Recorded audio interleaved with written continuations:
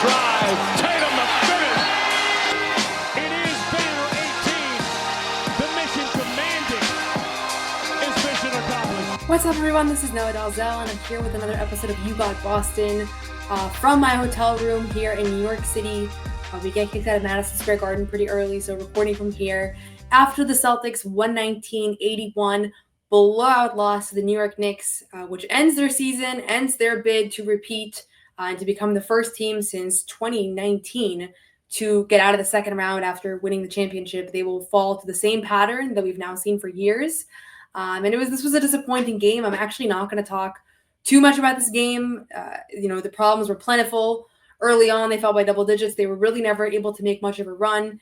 The only guy that had any sort of offense in the first half was Jaylen Brown, and he struggled with kind of taking care of the ball. He finishes with 20 points on 8 of 20 shooting in this one.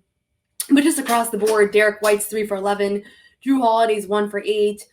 You just weren't really able to get much. Kristaps Porzingis, once again, just struggles in this one to find any sort of rhythm as he has pretty much for the whole postseason and especially in this series. And the Knicks were awesome. The Knicks upped their physicality. They upped their defensive game plan. I thought that was honestly one of the biggest differences between games 5 and 6 was that the Knicks just showed up and showed out and just really had a great approach to this one. And so the Celtics fell flat. They were missing easy shots. They were forced into tough shots. Rebounding was a massive issue in this one. And at one point I looked up and the Knicks weren't even shooting well, but they had rebounded 50% of their misses. And so that's certainly a losing formula.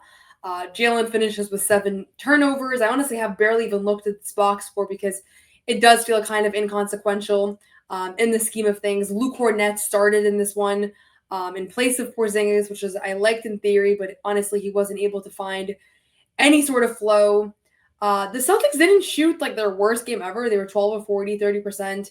Some of those were late makes. But again, to lose by, what did they end up losing by? Almost 38 points. Like, pretty astounding finish. I don't think people saw this coming. I definitely did not see this coming. I thought that they were going to potentially be able to string together a couple wins here and close out the series in advance.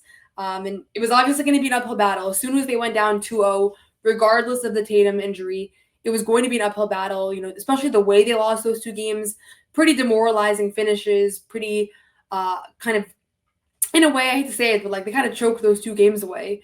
Both games that they had 20-point leads with 3 minutes to go in the third quarter and kind of in similar fashion, just were not able to score. Like, that's really where the series was lost. And I think they made some late runs. Game 3 obviously was awesome. Game 4, they had control of it early, and they lose that one. And then we all know what happened late in that game where, Jason Tatum ruptured his Achilles, and that becomes for sure the most kind of important thing out of that one. But they had opportunities, but ultimately being down 2-0, you don't have that margin of error anymore. And nights like tonight happen. This was an extreme version of that. But nights like tonight do happen where you just realize that, sometimes you just don't have it. Sometimes you just kind of fall flat. The problem is that when you're already down, 2-0, 3-1, you just can't afford it. And I think that's what we kind of ran into today. So I'm going to talk a little bit about this game. I mean, I honestly feel like, what are we, 4 minutes in? I don't know that I have a ton more to say about this one, but I will talk about just kind of my initial reaction to the season ending, prematurely in my eyes. I didn't think this was going to happen. I was maybe a little bit taking for granted that they were going to make a later push and kind of looking forward. And there will be a ton more off-season content. So subscribe to my podcast, the You Got Boston podcast on YouTube, Apple, and Spotify. You can watch all of the post-game pressers on CLNS Media. Jaylen Brown, Derrick White, and Kristaps Porzingis, as well as Joe Mazzulla spoke at this one. And there's going to be more pressers on Saturday, depending on when you're watching this. Maybe they're already out. So certainly a lot more to digest. We're going to do a ton of off-season content. I'm not going to get too ahead of myself because it's currently almost 3 a.m. as I'm recording this. But just wanted to put out an initial reaction to this game and to this loss and just kind of where the Celtics currently find themselves. So my first thing that I'll say is, I know a lot of people are going to be really disappointed. You should be disappointed. Celtics fans have high standards. Boston fans have high standards in sports, and this team was extremely talented.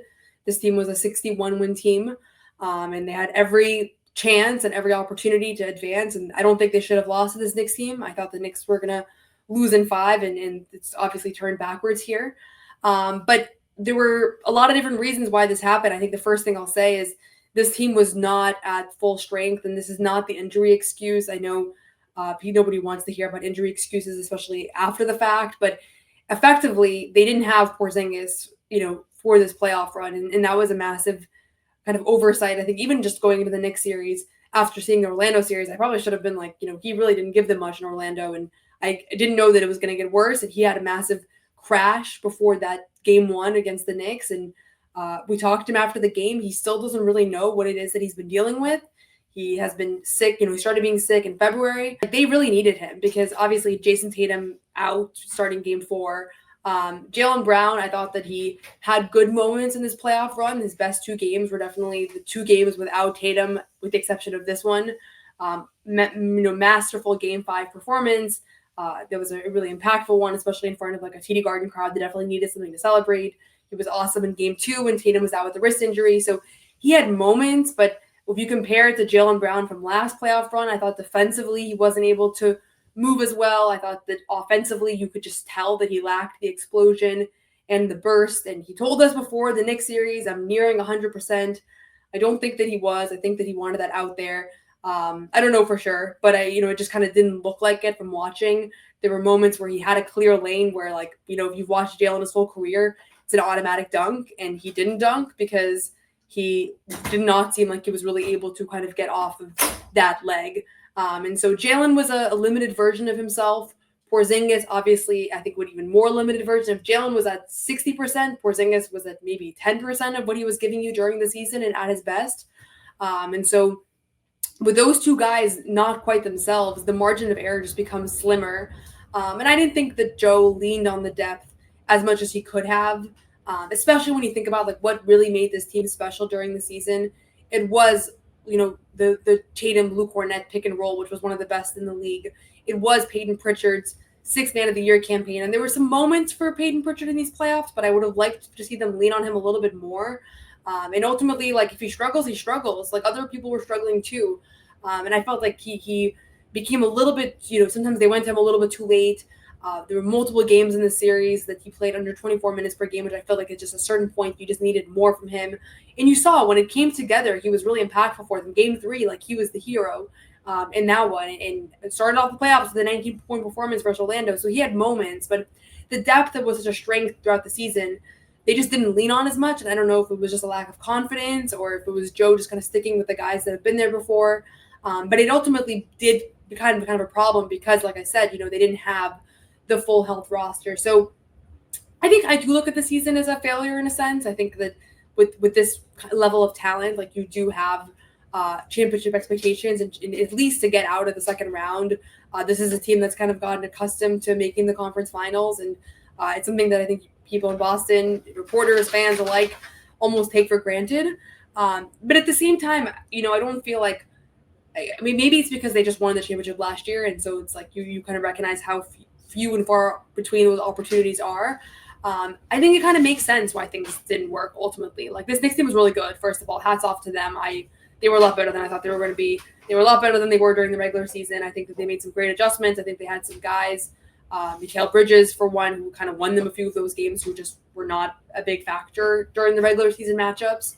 I'm curious to see how this round against the Pacers will go. I'm not sure that I have like a clear take on exactly how that'll look, or maybe I'll sleep on it and think. But ultimately, I think this team fought, and once they kind of choked away games 1 and 2, this one was going to be incredibly difficult to pull off. And so that's where the season went wrong to me. Yes, there were the injuries. Jaylen, Kristaps, Drew Holiday misses 3 games with the hamstring strain. He dealt with a bunch of different ailments this past season. This was a challenging year for him injury-wise, and he kind of joked at one point, like, guys, I'm old, like that's kind of what this is.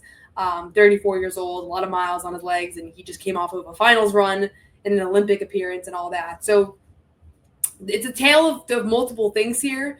I think that they just were a little bit too banged up to really have a full championship run, but they could have happened. And sometimes it just takes the stars to align and a couple of plays to be made, and maybe they make they make one more play in game 1 and one more play in game 2, and they get out of the series, and maybe Tatum doesn't even get hurt. Like, who knows, right? And so it does come down to a couple things, and sometimes it doesn't feel that way because when you lose a series in 5 or 6 games, it feels like, oh, you weren't even close. Like, it didn't even go to game 7, right? If you lose in game 7, it's like, okay, you were close, right? But it's not always indicative. And I always go back to that Pacers series. I'll never forget that series where they sweep the Pacers. And you could go, if you don't look carefully, you could go back and say that was an easy one. They blew out the Pacers. It was 4 games. They didn't even lose one. And I know from covering that team and being in the building, and those of you that remember those games will remember just how many of them went down to the wire. Like, that game 1, they're down by 3. It's Pacers ball. If Jaylen Brown doesn't get a deflection and hit that corner 3, they lose that game, and who knows what happens next, because they lost game 1 and it impacted them going into game 2. They overcorrected. I think that it a little bit kind of eroded their confidence, which it shouldn't have. But maybe they lose game 2 also. And now you're talking about they lose to the Pacers in the conference finals last year. And so, as weird as it is, it's what makes basketball special. A couple plays, even if they're in game 1, even if they're in a 7-point game, can ultimately determine the difference between a second round exit and a championship. And you go back to like that Kawhi Leonard shot, which wasn't in the finals, but that 2019 Raptors team wins the championship because he gets that bounce, right? So you need a lot to go right. It's what makes 2024 so special. It's what makes 2024 live on forever. I know a lot of fans are going to say this core deserves more than 1 ring. It's similar with the 08 team. Like, a lot of people feel like they underachieved.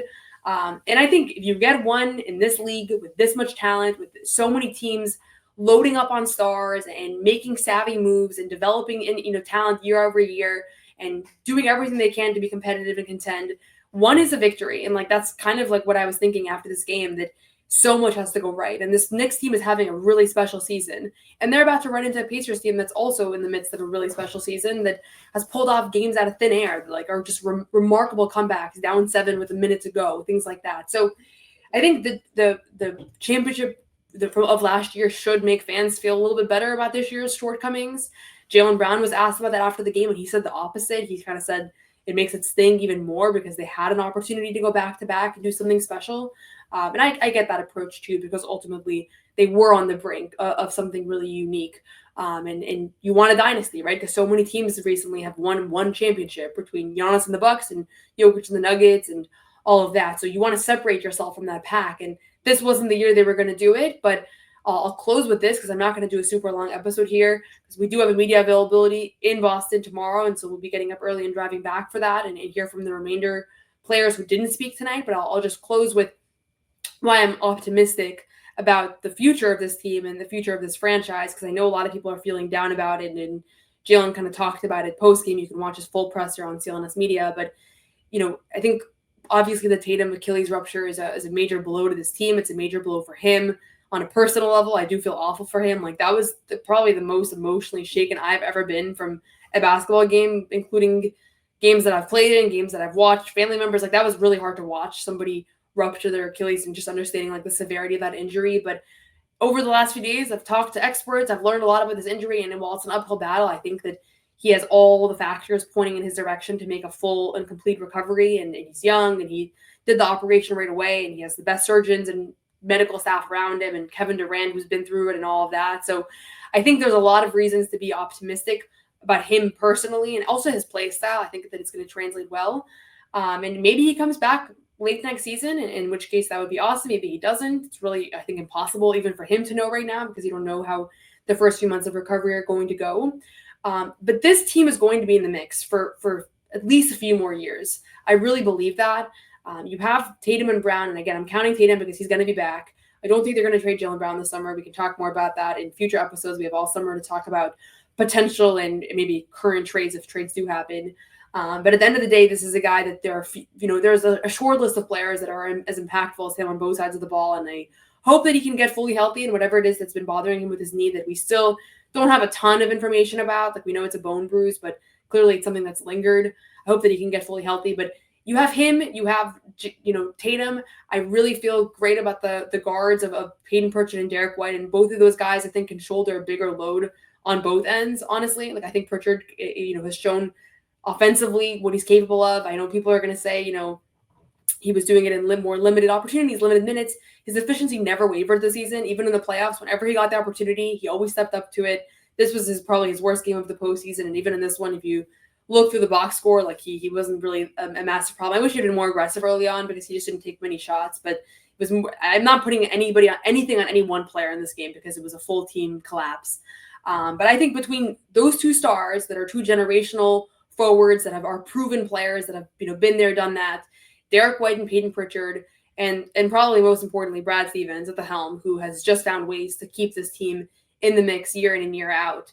The future remains bright here, and maybe it's not where it was last year when you're fresh off a championship, you're bringing everybody back, and all of that. Like, certainly there's a lot more questions, and Tatum's Achilles injury does put a major kind of dent in things. But Jaylen said in postgame, he said, I know fans are feeling kind of gloomy about it, but everything's going to be fine. There's a lot to look forward to, and obviously that's a nice thing for him to say as one of the leaders of this team. But it does reflect kind of how I feel about things right now. There are a lot of NBA teams. I watch all the NBA teams and all the moves that GMs and coaches and all that make. This is one of the few franchises that I do think are in really good shape still, even though it's complicated and the second April makes things even more complicated. And there's going to be moves this summer. And I have no idea right now what moves those are going to be. If I had to guess, at least a few guys out of the rotation will be traded for something. But again, we don't know. It's all so soon. Even anybody that was asked about that today, we're just kind of not even ready to think about it. But even if you make some of those moves, say you get rid of Drew Holiday and Porzingis, which I think are two of the names that have floated around the most, like, I think there's still a ton of talent on this roster. And then there's some young guys that I'm excited about. I don't know that anybody wants to hear about Baylor Scheinman right now, as the Celtics just got blown out by the Knicks and have their season ended. But that's a guy that I think can be impactful in the rotation moving forward. So I'm keeping this one short because of the hour, because we have more media tomorrow, and I'll probably do something after tomorrow's episode, and we can do a little bit of a big picture thing. But I figured it would be good to just give an instant reaction for those of you that are kind of reeling in the loss. And remember, the 2024 championship lives on forever. You don't lose it because you aren't able to repeat. It's incredibly hard to repeat. The sting that this fan base feels right now is the exact same sting that every fan base over the last 6 years has felt, because no defending champ has been able to get out of the second round. It's a remarkable trend that I will spend some more time thinking about it, as will Joe Mazzulla. He said post-game, a very kind of calm Joe Mazzulla, who was just kind of reflective and extended his appreciation for this group and kind of getting the chance to coach them. So you can watch his full remarks, watch everybody else's full remarks. I'll have coverage on CelticsBlog.com. As always, check out our full post-game show on CLNS Media, the Garden Report. We'll have more Garden Reports throughout the summer as well. But thank you so much for watching. As always, it has been a pleasure to do the You Got Boston podcast all season after every playoff game. I'm going to keep doing regular episodes. I'm going to figure out exactly what my recording schedule is going to be in the off season. I'll be at the full length of Summer League, so we'll have stuff from there. We'll have draft coverage and all of that. So lots of exciting things in the works. And if you want to step away from basketball for a couple of days, I also understand. I cover the WNBA, so I will be shifting gears with some of my writing there as well. So you can follow along on my Twitter, my social media. I'll be posting stories on that. So thank you as always. Enjoy the rest of your weekend. I'm sure people are pretty frustrated about this one, but it's always helpful to just kind of keep a big picture of kind of what this team has been able to accomplish and kind of what is ahead. And I think there's still a lot of promise moving forward. That's all for now.